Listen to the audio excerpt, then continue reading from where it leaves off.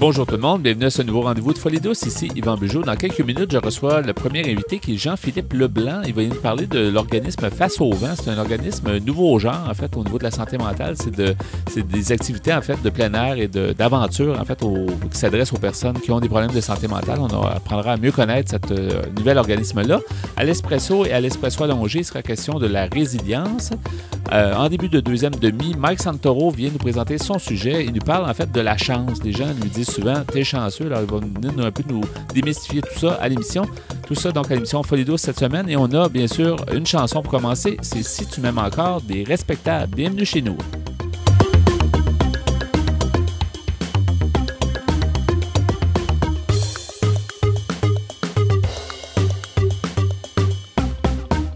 Sometimes I take a look at my baby. Sometimes I take a look at my child. Sometimes I take a look at myself. Sometimes I take a look at my life.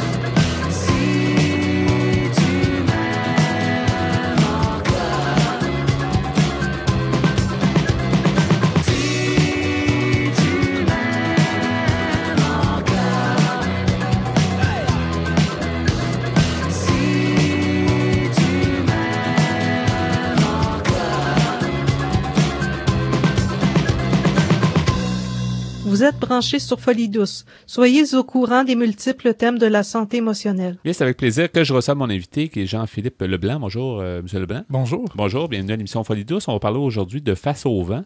Donc, on veut tout savoir sur qu'est-ce que c'est Face au vent. D'abord, est-ce que ça a été fondé il y a longtemps? Au fait, la fondation a date de mars de cette année. Oui. Donc, c'est vraiment un organisme qui est assez récent, qui est assez jeune.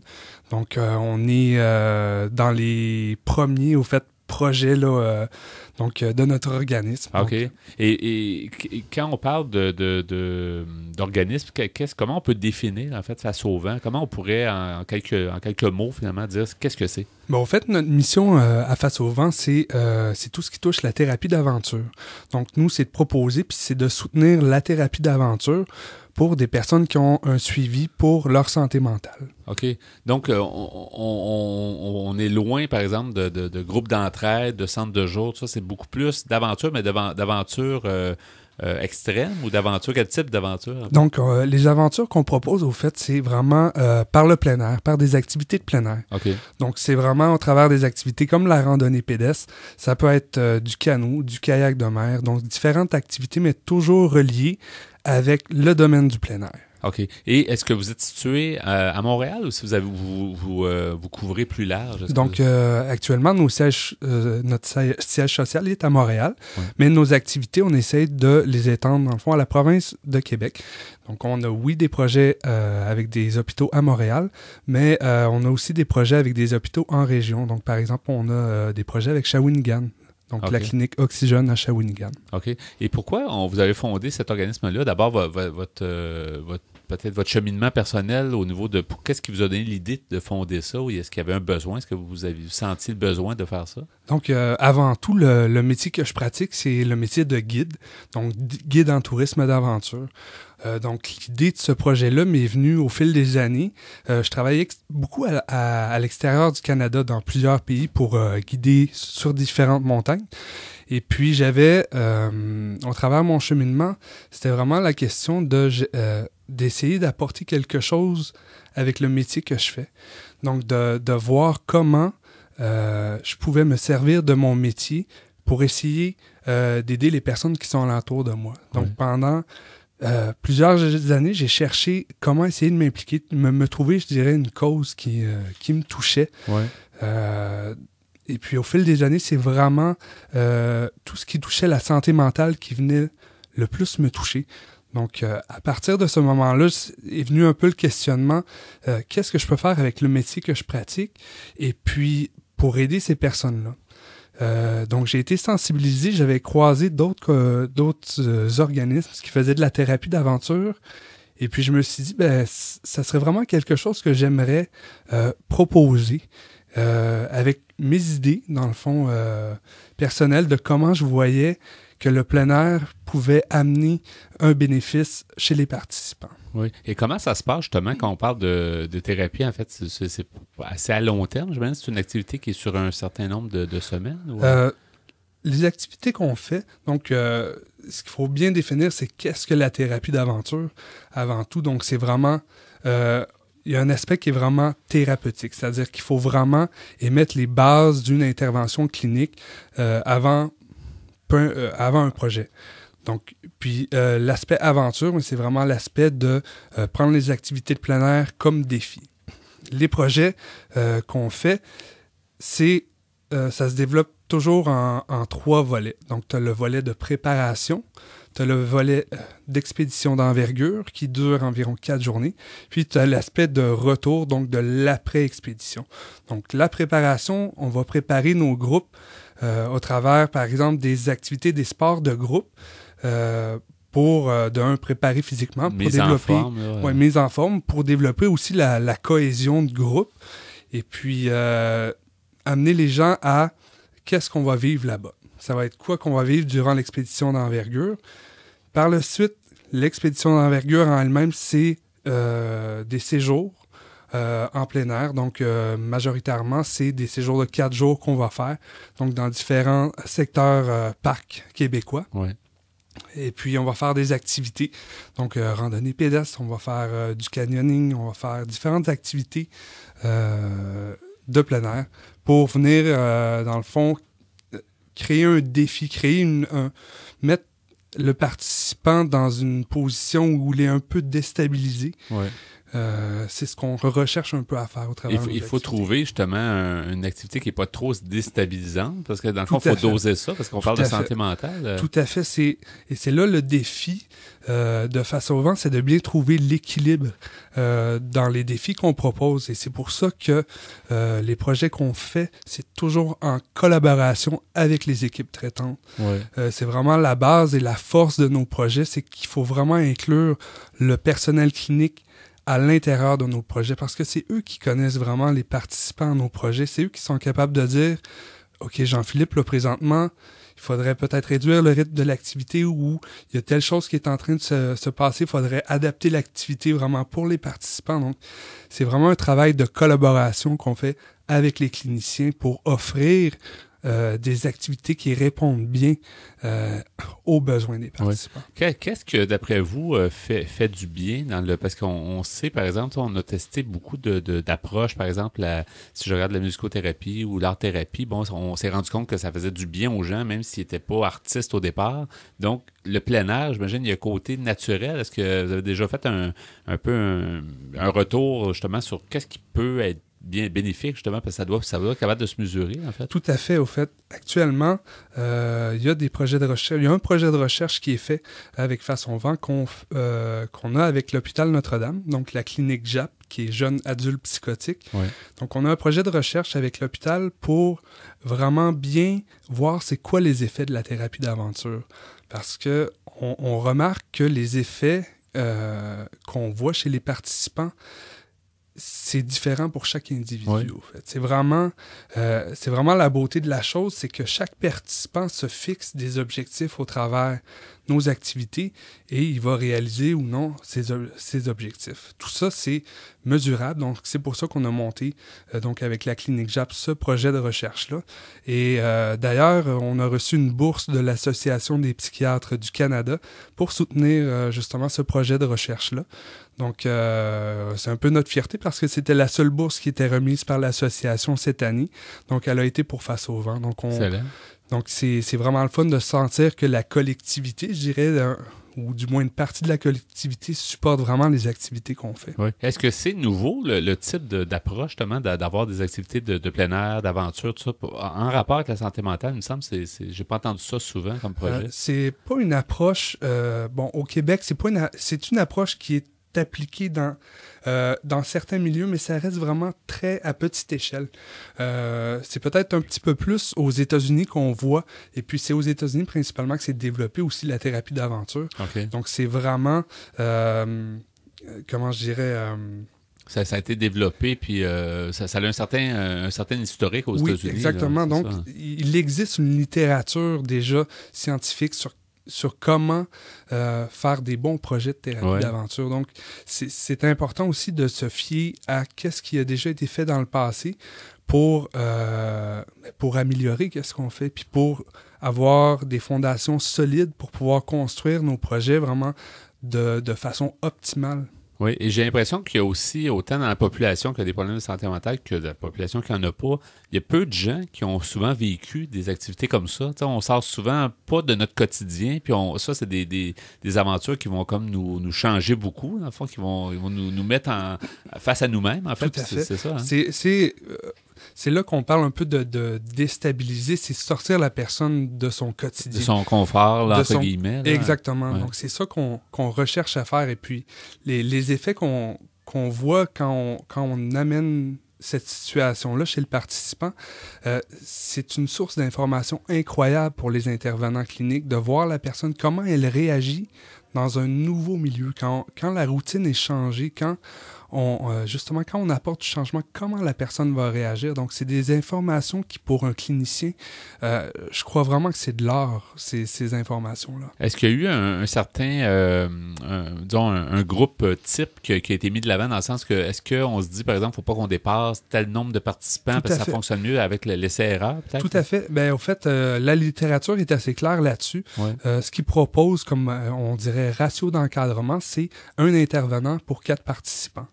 Donc, c'est ça, je parle vraiment pour la clientèle psychotique, par exemple, parce que la vision que Face au vent a, c'est que chaque projet doit être vraiment le plus possible adapté pour les différentes problématiques de santé mentale. Parce qu'il peut y avoir des problématiques moins graves, en fait. Là, à ce moment-là, il y a moins d'intervenants. Tout à fait. Il faut vraiment s'adapter. Encore là, c'est l'équipe de cliniciens qui est en mesure de bien orienter c'est quoi que les participants ont besoin, c'est quoi qui est possible de faire. Donc, dans les cas où la problématique est plus difficile, pas plus que 4 en général par intervenant, c'est comme le maximum, mais... Oui, c'est ça. C'est sûr que pour des cas peut-être plus lourds, des patients à l'interne ou des choses comme ça, peut-être qu'à ce moment-là, oui, il faut avoir un encadrement qui est plus fort. Donc, ça c'est évident, en fait. Donc, vous êtes un jeune organisme, vous disiez tout à l'heure, donc quand même cette année. Comment vous êtes... On vous réfère comment? Est-ce que vous travaillez déjà avec des hôpitaux, avec des... Donc, actuellement, comment on fonctionne, c'est qu'on travaille beaucoup avec les hôpitaux, donc avec les cliniques externes. Donc, on travaille... Dans nos débuts, on a décidé de travailler plus avec les cliniques de premier épisode de psychose. Donc, des patients, si on veut, qui ont 18-30 ans, donc qui vivent un premier épisode psychotique. Donc, c'est un peu la clientèle qu'on a visée. Et puis, dans les prochaines années, on est vraiment ouvert à d'autres types de clientèle. Oui, et c'est intéressant. J'aimerais absolument qu'on mentionne les coordonnées parce que est-ce que les gens qui nous écoutent et qui ont un intérêt, est-ce qu'ils peuvent se manifester chez vous? Est-ce qu'ils peuvent dire, moi, j'aimerais ça participer, ou s'il faut qu'ils passent par un autre processus? L'idéal, c'est vraiment... au fait, ils peuvent nous contacter, les gens. Pour avoir de l'info. Tout à fait. Donc, on a un site Internet, donc www.faceauvent.org. Donc, on a différents formulaires de contact et tout ça. Donc, c'est vraiment le moyen à privilégier pour nous contacter. Oui. Puis, comme vous disiez tantôt, et comme je le disais, on est un organisme qui est jeune. Donc, on est vraiment à la recherche de tout plein de projets qui pourraient venir nourrir l'organisme. Oui, mais vous êtes ouvert aux demandes d'informations, mais sinon, les gens doivent probablement être référés par un peu ce que vous expliquez tout à l'heure. Oui, donc ça serait peut-être un peu plus au travers les hôpitaux, peut-être aussi des associations, des groupes communautaires aussi. Mais on sait que vous existez, puis c'est juste là pour grandir éventuellement. Tout à fait. Je pense qu'il y a de la place au Québec. On a beaucoup de beaux lieux, d'ailleurs, pour faire ça. C'est très bien. Merci beaucoup, Jean-Philippe, d'avoir été des nôtres. Et bonne continuité. Merci. À la prochaine. Tant que la vie est bonne, que ta musique résonne, le sourire me vient jusqu'au lendemain. Là, je veux plus rien manquer.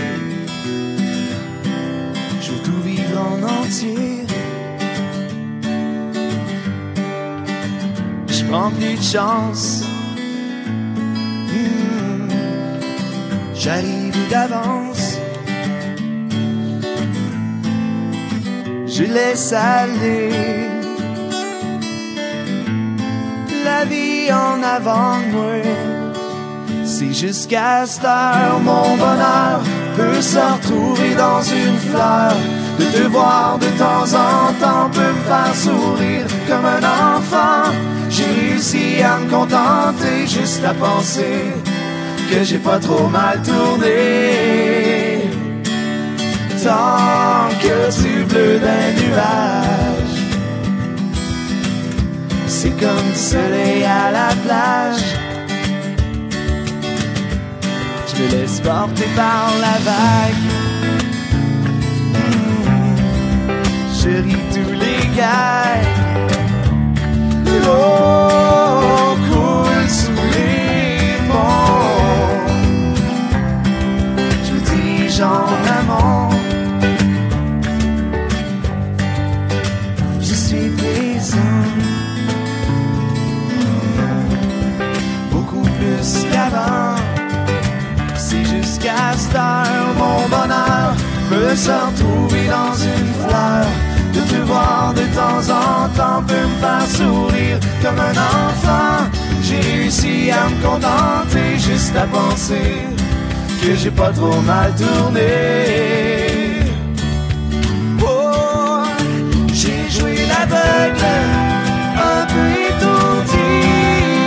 Ça crève les yeux, tellement ça m'éblouit. J'passe ton tour.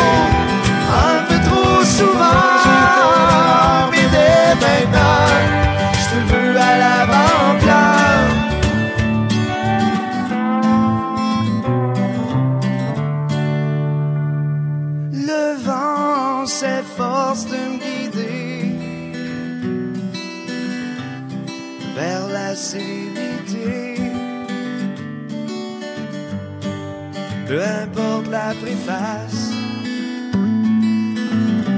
ton rôle aura toujours sa place. Les épines sur ma peau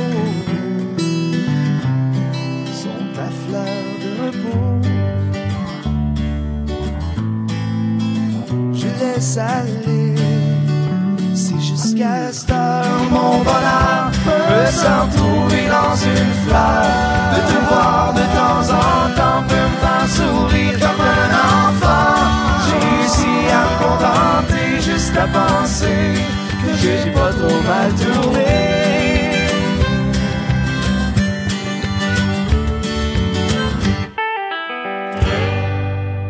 Folie douce est disponible pour écoute sur YouTube. Cliquez le lien sur notre site web antenne.qc.ca. Nous voici rendus au bloc Espresso. Bonjour Pierre Laporte. Salut Yvan. Et bonjour Ghislain Malo. Bonjour. Alors Pierre, le sujet aujourd'hui, la résilience. Oui, cette espèce de force intérieure qu'on possède, pas tous de façon égale, mais qui nous permet de traverser les épreuves de la vie et de rebondir. Oui, j'ai bien hâte de t'écouter là-dessus. Oui. En fait, je vais vous lire quelques passages d'un article que j'ai pris sur Internet, écrit par un monsieur qui s'appelle Mathieu Ozanam, qui est rédacteur en chef chez Essor, qui est un hebdomadaire français. Alors, celui-ci commence en disant « Quel est le point commun entre Maria Callas, Georges Brassens ou Charles Dickens ?» Eh bien, tous ont vécu une enfance difficile, mais ont réussi à surmonter leur malheur. Présenté par Boris Cyrulnik, qui est lui-même psychiatre et neurologue français. Oui, qui a beaucoup fait la promotion de cette idée-là. Oui, et qui a beaucoup d'intérêt aussi pour les enfants.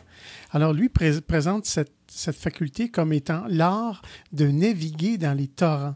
La résilience peut concerner chacun de nous un jour. Et comment réussir à rebondir et à surmonter les épreuves de la vie? Abandonné par sa mère à 3 ans, battu par son père alcoolique qui lui brise les 2 jambes, Tim Guénard, qui est écrivain français, doit être soigné 2 ans à l'hôpital. Placé en institution, il subit même des violences sexuelles. Aujourd'hui, il témoigne et je cite ses paroles, « Il n'y a pas de blessure qui ne puisse être lentement cicatrisée par l'amour. » Par quel prodige un homme brisé par la vie est-il devenu le père attentionné de 4 enfants qui accueille lui-même dans sa ferme en France des jeunes en grande difficulté? Cette capacité à surmonter les traumatismes s'appelle la résilience. Le terme emprunté à la physique désigne le retour à l'état initial d'un élément déformé. Les psychiatres américains spécialisés dans la petite enfance ont adopté le mot dans les années 90. Il a ensuite été popularisé en France par Boris Cyrulnik. À en croire le psychothérapeute, il nous dit environ 1 personne sur 2 subit un traumatisme au cours de son existence, qu'il s'agisse d'un inceste, d'un viol, de la perte précoce d'un être cher, d'une maladie grave ou d'une guerre. Et notre développement est régi par un certain nombre de déterminants génétiques. Le cerveau de certains individus sécrète beaucoup de dopamine et de sérotonine qui jouent un rôle euphorisant. Et au contraire, près de 2% des enfants naîtraient avec un potentiel de force psychique diminué. Il serait cependant illusoire d'imaginer qu'une analyse de l'ADN suffirait à savoir si un enfant est prédisposé. Son caractère et son environnement affectif jouent un rôle primordial. Toujours l'environnement qui joue toujours un rôle. C'est toujours l'environnement puis le bagage génétique. Oui. On ne peut pas s'en sauver. On est né dans un tel univers ou une telle famille. Oui. C'est indissociable. Ça joue. Faut composer avec. Oui, exactement. Dès leur premier jour, les bébés adaptent leur comportement en fonction de l'attitude des parents à leur égard. Il y aurait 3 sortes d'attachements pouvant ainsi être distingués. Il y a l'attachement sécurisant, ça c'est 65%. Ces enfants ont les meilleures chances de s'en sortir en cas de malheur. 20% de ces attachements sont ce qu'on appelle évitants. Et les enfants, plus tard dans la vie, vont maintenir leur distance. Et il y a un 15% où le lien va être ambivalent ou désorganisé. Ça, c'est 15% des liens enfants et parents. Alors, selon le type de relation qu'ils réussissent à établir, ils sauront plus ou moins bien se reconstruire après une blessure dans la vie. Maintenant, savoir mettre au monde. Je cite Boris Cyrulnik, il dit « Faire naître un enfant, ce n'est pas suffisant. Il faut aussi le mettre au monde. » Ses travaux insistent sur l'importance des nourritures, ce qu'il appelle les nourritures affectives. C'est pour l'avoir ignoré sous l'ère de Ceausescu en Roumanie que 40% des orphelins et enfants abandonnés sont morts en Roumanie. Les adultes doivent aider les enfants à se construire un capital psychique qui leur permettra de façonner leur résilience et de trouver les ressources intérieures et extérieures le moment venu. Ce qu'on appelle, ça prend un village pour élever des enfants un peu. Ça prend beaucoup de monde. C'est un dicton, hein, ça? Oui, oui. Ainsi, donc, quand un père joue à poursuivre son enfant en faisant la grosse voix, ce dernier comprend qu'il s'agit d'un jeu. Cette comédie permet la familiarisation avec l'inconnu et sert à maîtriser sa peur. Mais ça ne signifie pas que l'enfant sera immunisé à vie contre les malheurs, mais il acquiert un premier facteur de résilience. C'est-à-dire qu'il se prépare un petit peu à affronter des situations. Oui. Maintenant, indifférence n'est pas résilience. Pour se protéger, les enfants non résilients mettent en œuvre des stratégies qui vont de la négation des événements à l'humour, qui permet la mise à distance ou bien la haine. Un jour, les enfants se révoltent et refusent d'être stigmatisés dans le rôle d'une victime qui subit. Légèrement narcissique, les résilients peut-être, car il y a quelque chose de l'ordre du défi qui s'exprime ainsi. L'image que vous vous faites de moi ne correspond pas à ma réalité. Un jour, je m'en sortirai et je vous montrerai de quoi je suis capable. Maintenant, la résilience en tant que mythe du renouveau. Si l'on parle davantage de résilience aujourd'hui, c'est que nous sommes plus réceptifs à ce discours. Les affaires de pédophilie et de viol sortent de l'ombre et les victimes, rongées par leur sentiment de culpabilité, de honte, osent un peu plus prendre la parole. Michel Hanus, ça s'écrit H-A-N-U-S, qui est spécialiste du deuil, en vient à se demander si en fait de résilience, il ne s'agirait pas tout simplement d'une forme de deuil avec ces trois phases. Mais je vais revenir plus tard dans l'émission. Oui, plus tard à l'Espresso allongé. Merci pour ce beau sujet, la résilience, donc à Folie douce.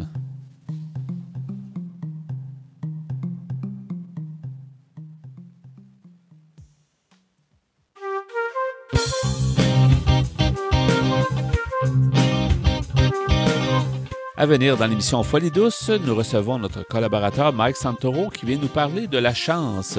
À l'Espresso allongé, nous poursuivons sur le sujet de la résilience.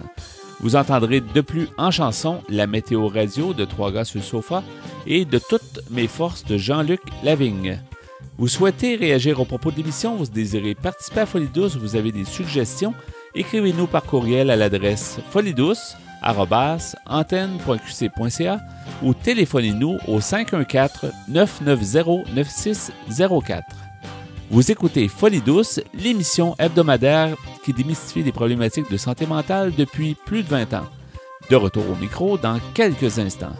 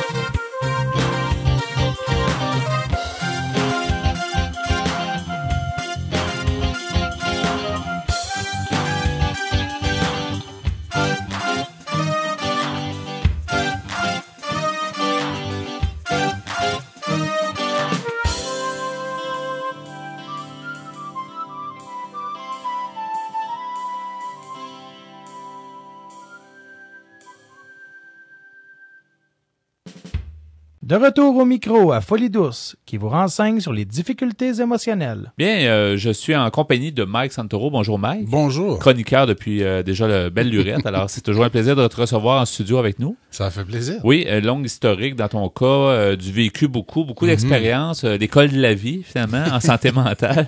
Mais c'est quand même intéressant que tu te serves de ton expérience pour pouvoir avancer, de vivre une meilleure vie, d'inspirer des gens. On rappelle que c'est ce que tu nous racontes, c'est vraiment, ça s'applique à toi. Donc, c'est pas une recette miracle que tu donnes. Alors, c'est intéressant toujours de te recevoir et d'apprendre surtout ton cheminement et des trucs, en tout cas, qui ont pu t'aider. Cette fois-ci, on parle ensemble de la chance, dans le sens que tu me disais l'autre jour, souvent les gens vont dire, ben Mike, pour toi, c'est facile, t'es chanceux. Tu sais, t'entends ça souvent.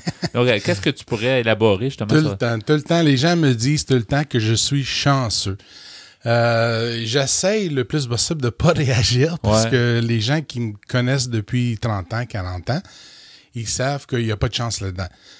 C'est beaucoup de travail que j'ai fait avec une équipe autour de moi. Mais même l'équipe n'était pas miracle. Là. C'était une équipe qui a été bâtie pendant des années. Ça a pris des années pour bâtir cette équipe-là. Mais qui te dit plus chanceux? Est-ce que c'est des gens qui ont des problématiques de santé mentale ou c'est...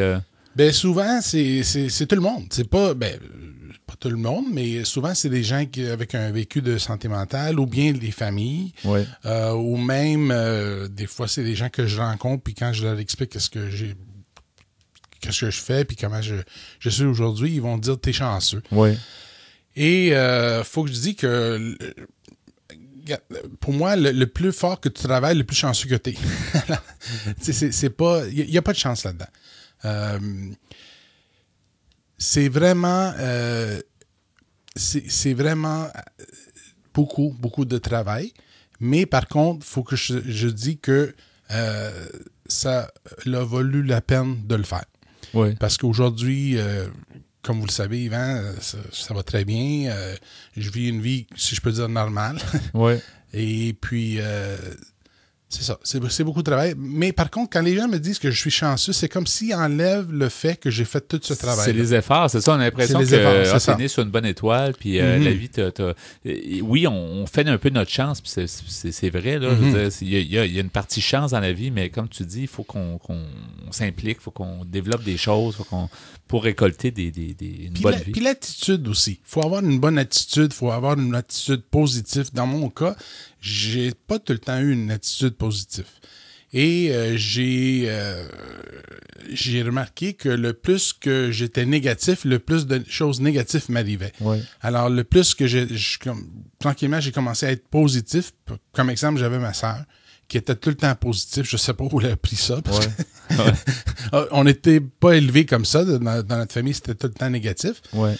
Surtout. Mais elle a toujours cru en moi. Et elle a été positive. Elle m'a poussé d'être tout le temps positif. Alors, après des années, j'ai commencé à moi-même être positif. Est-ce que c'est par ton cheminement en santé mentale qu'elle est devenue positive? Elle s'est plus révélée à toi comme étant positive ou tu disais que vous étiez un petit peu pas nécessairement élevé dans cette attitude-là? Il y a eu beaucoup de... Moi puis ma sœur, une de mes sœurs, on était très proches. Alors, on parlait beaucoup. On a toujours été proches un de l'autre. Alors, je sais pas où est-ce qu'elle a pris ça. Je sais pas. Je pense que pour elle pouvait pas voir son frère dans ces conditions-là, attaché à un lit à l'hôpital pendant des mois puis des mois. Alors, c'était pas acceptable pour elle de voir ça. Alors, puis elle savait que j'avais les habilités de faire ce que je voulais faire dans la vie. Que ce soit d'avoir un emploi ou que ce soit que je voulais faire. Elle savait que je pouvais le faire parce qu'elle savait. Elle l'avait vu avant que j'étais tombé malade à 14 ans. Elle avait confiance en toi. Elle savait que tu avais les ressources, tu les avais. Il s'agissait juste de les exploiter, en fait, de s'en servir. Là. Les ressources... Tu les avais en toi. Là. Ben, les ressources en moi, oui, mais on ne connaissait pas les ressources dans la communauté pour m'aider avec tout ça, le cheminement que j'ai fait. Mais ça, en regardant en arrière, en étant positif, quand moi, j'étais pas positif ou quand moi, je croyais pas en moi-même, elle me souvenait que j'étais... Alors, quand on parle de la chance, il n'y a pas de chance là-dedans. Ouais. Les premières 8 années que j'ai, de 14 ans à 22 ans, si je peux dire, c'était des années très, très difficiles. Puis je dis tout le temps, j'ai eu peut-être 12, 14 hospitalisations. Souvent, c'était tout 4 mois à la fois, plus ou moins. Sauf la dernière, c'était 2 semaines. Mais j'ai tout le temps... mais regardez, dans le 80-20, c'est ça que je parle. Je parle de toutes les affaires que j'ai faites pendant... qu'est-ce que j'ai appris pendant les 31 ans que je vis avec un problème de santé mentale. Alors, puis c'est des choses qui... C'est pas des choses que je suis pas plus intelligent de quelqu'un d'autre. C'est juste que j'avais l'esprit ouvert d'apprendre ces affaires-là. Puis c'est des affaires que j'ai appris un peu partout. Oui. Et c'est en essayant, tu as vu les résultats, comme tu disais, dans le fond, quand tu t'es rendu compte que d'être négatif, ça apporte rien. Si ça apporte rien, au moins on sera positif. Il y aura au moins un côté positif à ça. C'est-à-dire que si ça donne pas de résultat, mais normalement ça en donne, comme tu dis. Mais regardez, quand on est positif, c'est sûr qu'on attire des affaires positives. On attire des gens positifs. Ouais. Puis on rejette les gens qui sont négatifs n'aiment pas les gens positifs. Alors, on commence ils s'éloignent par eux-mêmes. Exact. Alors, le plus négatif qu'on est, le plus qu'on attire ces gens négatifs-là. Et ça nous aide pas vraiment. Ça empire les choses pour nous. Est-ce que tu dirais aussi, puisqu'on parle de chance, comme quoi les gens te disent « t'es chanceux, Mike, t'es chanceux, etc. » Ces gens-là ont peut-être pas eu le déclic. Puis ils sont peut-être à la recherche de ça, puis ils se demandent comment faire du sens avec ça. C'est pas évident. Des fois, ça prend une vie à découvrir que d'être positif puis de faire sa chance. C'est quoi, là? Je ne sais pas c'est quoi. Je vais être honnête avec vous, je ne sais pas c'est quoi. Regardez, je pense que il y a tellement de choses qui rentrent là-dedans. Premièrement, souvent les gens pensent pas qu'ils sont capables de le faire. Alors, ils vont dire, toi, t'es chanceux. T'es chanceux parce que aujourd'hui t'es marié, puis t'as un enfant, t'as une maison, tout ça. Mais j'ai commencé à zéro. Puis c'est des affaires qui ont été bâties tranquillement, pas vite. Brique par brique, là. Brique par brique. Puis des fois, j'ai perdu des briques, puis là, j'ai recommencé à zéro ou même moins zéro. Alors, c'est ça. Quand tu as des journées, on parle encore, bien sûr, de ton expérience à toi. Là. On veut pas que c'est pas l'histoire de tout le monde, c'est la tienne, mais ça peut donner de l'espoir. Quand tu as des journées vraiment massacrantes, on a tous des journées là, que tu dis tout va mal. Là. Comment tu restes positif, puis comment tu fais pour que ta chance, entre guillemets, continue d'être là? Mais, regardez, premièrement, ces jours qui sont catastrophes ou qui sont vraiment pas bien, c'est de moins en moins que j'ai ces jours-là dans l'année. Ouais. Et fur et à mesure que les années continuent, j'ai remarqué que j'en ai de moins en moins de ces jours-là parce que je travaille, je pense qu'on en a parlé dans une autre émission, sur la prévention. C'est tout le temps la prévention que je mets beaucoup d'efforts là-dessus. Et la prévention, c'est important parce que ça m'aide à prévenir que les choses s'empirent au point où ça va mal. Alors, c'est pas de la chance, ça. C'est pas de la chance du tout. C'est des affaires qui sont réfléchies. C'est des affaires qui m'ont été apprises par des travailleurs communautaires, par des groupes de soutien, par toutes sortes de choses que j'ai vécues dans le système de santé mentale et tout ça. Alors, c'est des choses que j'ai apprises au fur et à mesure avec des années. Et c'est pas nécessairement des choses que j'ai lues dans un livre. Puis j'ai aussi appris en parlant avec d'autres gens qui ont vécu ces choses-là. De s'inspirer d'autres personnes qui ont passé. On n'a pas inventé la roue, on n'a pas inventé le bouton à 4 roues. Dans le fond, il faut suivre des fois des gens qui ont passé à travers, puis on va s'éviter beaucoup de problèmes, exactement. Dirais-tu aussi qu'il y a peut-être une question d'attitude? C'est-à-dire que ton attitude, les problématiques d'aujourd'hui, peut-être ils sont pires que d'autres problématiques que tu as eues il y a, 15 ans. Sauf que ta façon de les voir, tu les vois peut-être d'une façon aussi constructive, alors que, tu sais, il y a ça aussi, l'attitude, hein? Regardez, moi, si je devrais retourner en arrière, j'aimerais pas nécessairement le faire parce que c'était pas facile. Ouais. Par contre, ça m'a donné, en allant les 30 dernières années ou 31 ans ou whatever, ça m'a fait je suis une personne beaucoup plus forte aujourd'hui à cause de toutes les choses que j'ai vécues pendant ces 30 ans-là. Ouais. Et faut que je dise que c'est bon pour moi. Je je suis plus sensible. Il y a un paquet d'affaires que tu peux pas apprendre nécessairement dans une université.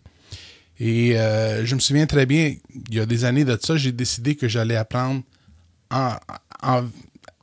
j'allais arrêter l'université parce que je pouvais plus continuer. Ouais. Par contre, j'allais apprendre en vivant des affaires, Oui. des expériences et tout ça, que ce soit du travail ou quoi que ce soit.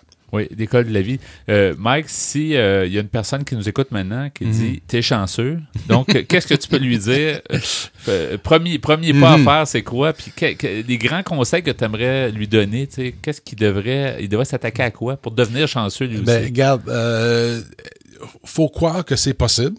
Faut premièrement croire que c'est possible de vivre bien avec une maladie mentale ou un problème de santé mentale ou whatever, n'importe quoi. N'importe quel problème. Ouais. Puis si on commence avec cette idée-là, peut-être on va pouvoir travailler plus fort pour être capable de réussir. Puis, regardez, le plus fort qu'on travaille, puis le plus on est ouvert d'esprit pour voir qu'est-ce qui se passe autour de nous, puis d'apprendre des autres gens aussi, le plus chanceux qu'on va être. Oui. Et de chanceux, pas, entre guillemets. Oui, comme tu dis, d'apprendre de ne pas refaire les mêmes erreurs, de dire, on peut tomber une fois, on va essayer de s'arranger pour ne pas retomber. Tu sais. Donc, comme tu dis, la prévention est un point très important. Très important. S'entourer, pas rester seul avec ses problèmes, parce qu'il y a des gens qui sont alentour, puis des fois, ils vont faciliter les choses. Ça, c'est une autre bonne chose intéressante.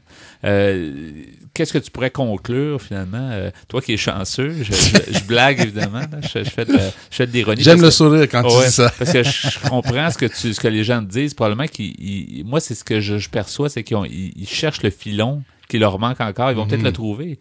Mais des fois, comme tu peux inspirer des gens, qu'est-ce que tu pourrais dire en conclusion? Regardez, des fois, ça prend pas grand-chose pour tourner les choses. Pour que les choses virent puis qu'ils commencent à aller bien. Ouais. Des fois, c'est juste une petite affaire de rien. La façon qu'on voit les choses, où on a vu un documentaire, où il y a quelque chose qui a changé notre voix. Puis c'est tout. Alors, faut vraiment garder l'esprit ouvert. Faut croire que c'est possible de vivre bien. Oui. Ça, je trouve que c'est la chose de base. Un beau message. Merci beaucoup, Mike. C'est intéressant. Bonne continuité. Merci. À bientôt. À bientôt. Au revoir.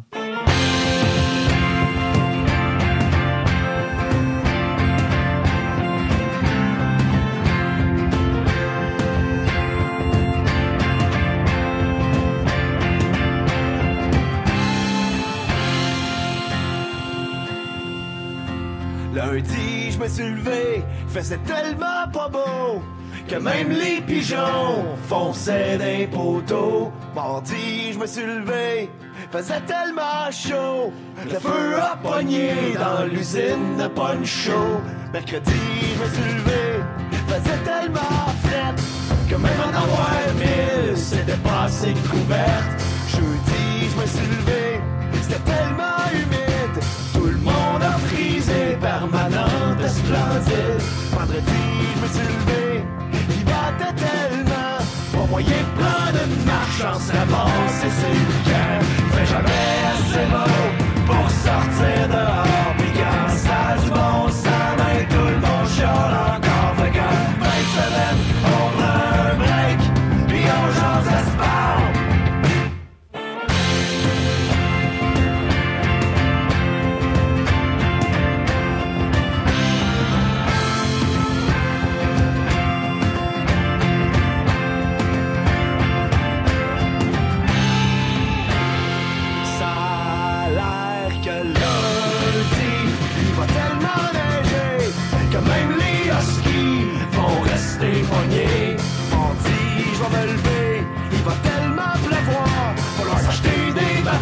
Pour se rendre à nos chars. Mercredi, je vais me lever, on va tellement de brouillard. Pour pas perdre nos enfants, falloir les suivre au radar. Jeudi, je vais me lever, on va tellement de verglas que rien que d'une poussée, tu vas te rendre au centre d'achat. Vendredi, je vais me lever, ça a l'air qu'il annonce beau, mais ça a le temps de changer, j'aime mieux rien planifier. Fait jamais assez beau pour sortir dehors, pis quand ça a du bon sens, ben tout le monde chiale encore. Fait qu'en fin de semaine, on prend un break, pis on jase de char.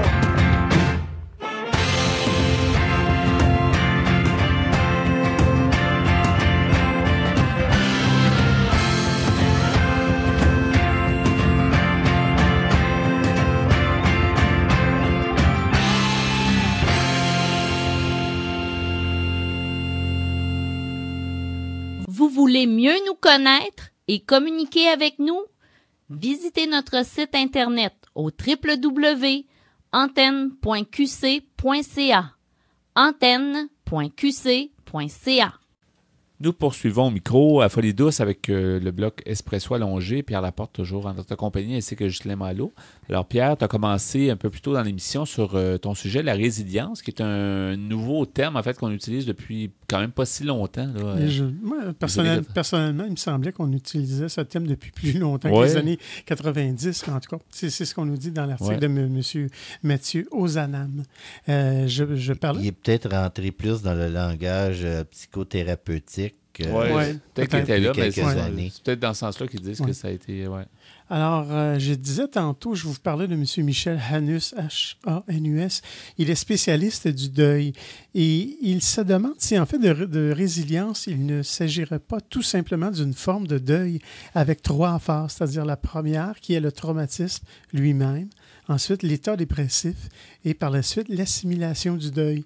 Dans tous les cas, être résilient, ce n'est pas être invulnérable, mais apprendre à résister au traumatisme en faisant appel à la confiance enfouie en chacun de nous et qui tarde parfois à s'exprimer. Je vous parlais tantôt de Boris Cyrulnik. Je vais vous citer quelques passages d'un livre. En tout cas, il écrit... Il est très prolifique. Il a parlé dans un de ses ouvrages qui s'appelle « Parler d'amour au bord du gouffre ». M. Cyrulnik affirme que le couple peut penser les blessures de l'enfance.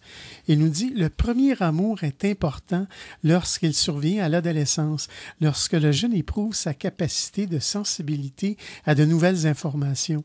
Ce premier amour peut être pour certains adolescents l'occasion de réparer une représentation négative de soi.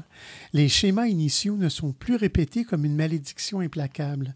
Cette première expérience de l'amour pourra constituer une thérapie réparatrice en elle-même.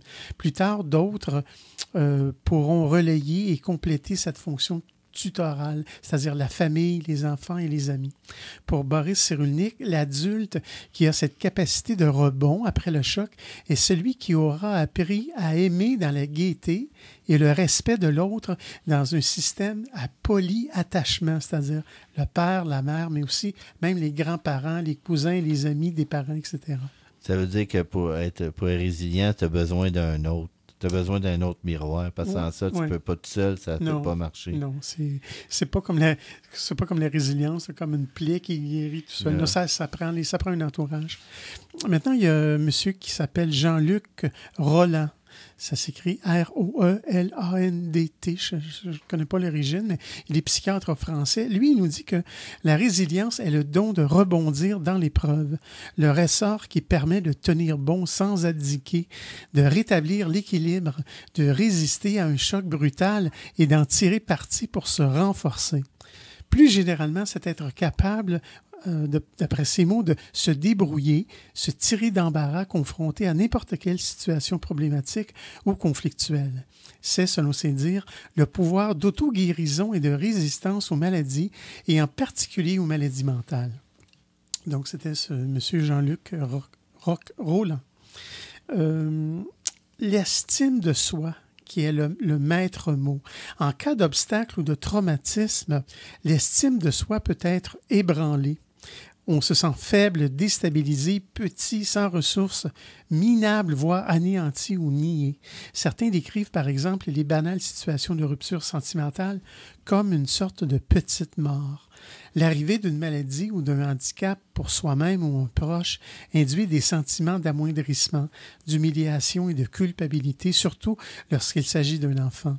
Une blessure narcissique entretenue comme une plaie ouverte par le regard des autres où se mêlent curiosité et pitié.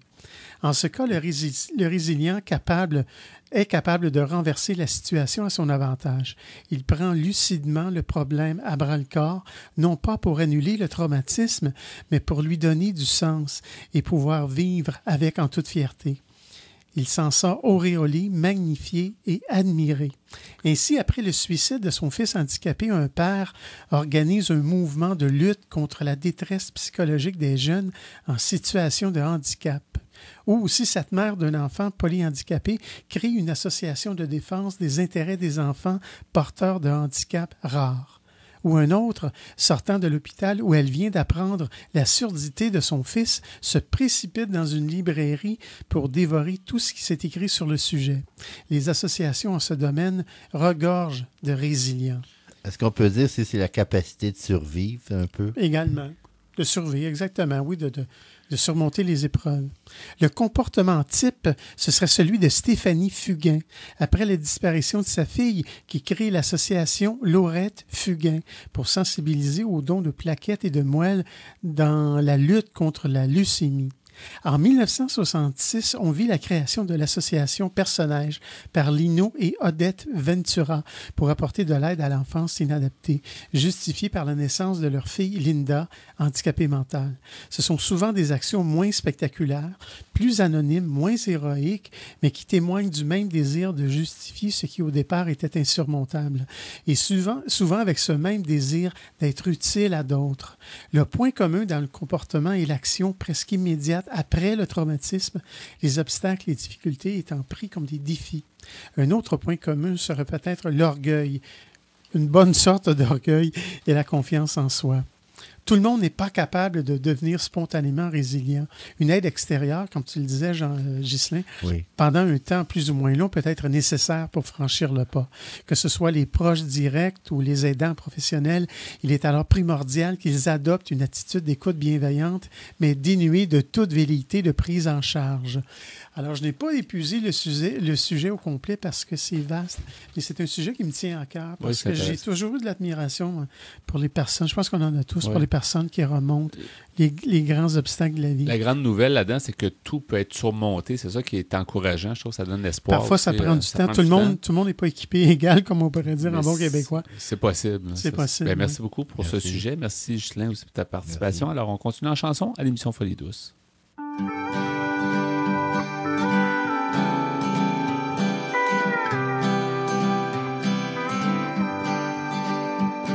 De quelle couleur est le vent qui effleure la peau du silence? 1 million de vies m'attend jusqu'à la prochaine enfance. Entre l'arbre et l'écorce, j'aime de toutes mes forces. J'aime de toutes mes forces. Au lieu de la ligne droite, j'ai choisi la barre du jour. À l'heure où le ciel miroite, le soleil éclate à son tour. Entre ruisseaux et rivières, sur la mousse pour seul trottoir, je marche en direction contraire, avec du feu dans le regard. Ma planète est une forêt, au milieu de l'hémisphère. Je garde son cœur en secret, sans connaître tous ses mystères. De quelle couleur est le vent qui effleure la peau du silence? 1 million de vies m'attend jusqu'à la prochaine enfance. Entre l'arbre et l'écorce, j'aime de toutes mes forces. J'aime de toutes mes forces. Au lieu des espaces étroits où squatte la mélancolie, où se livrent des combats qui tournent à la pire folie, j'ai préféré l'horizon pour y déposer ma tête, pour franchir les murs du son avec nos 2 âmes en fête. La forêt offre un abri afin d'écouter la terre vibrer d'un rythme infini sur des accords de lumière. Que raconte l'univers? où je ne fais que passer sur des sentiers millénaires. J'entends les oiseaux chanter. De quelle couleur est le vent qui effleure la peau du silence? 1 million de vies m'attend jusqu'à la prochaine enfance. Entre l'arbre et l'écorce, j'aime de toutes mes forces. J'aime de toutes mes forces. J'aime de toutes mes forces. Nous apprécions toujours vos commentaires par téléphone.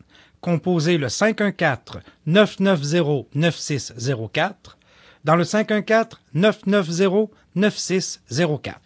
Pour terminer cette émission de Folie douce, on y va avec la nomenclature des chansons. Ghislain Malo, votre choix musical à toi et à Pierre. Donc, on a écouté en début d'émission la première chanson, donc Si tu m'aimes encore. Du groupe Les Respectables. On a écouté Bonheur dans une fleur. De Yellow Molo. Dans la deuxième demi, on a écouté La Météo Radio. Oui, de 3 gars sur le sofa. Et à l'instant, De toutes mes forces. De Jean-Luc Lavigne. Ben voilà, merci beaucoup pour votre choix musical. Merci à Pierre pour la mise en onde. Salut, Yvan. Merci également pour tes blocs Espresso et Espresso allongé où on a parlé de la résilience.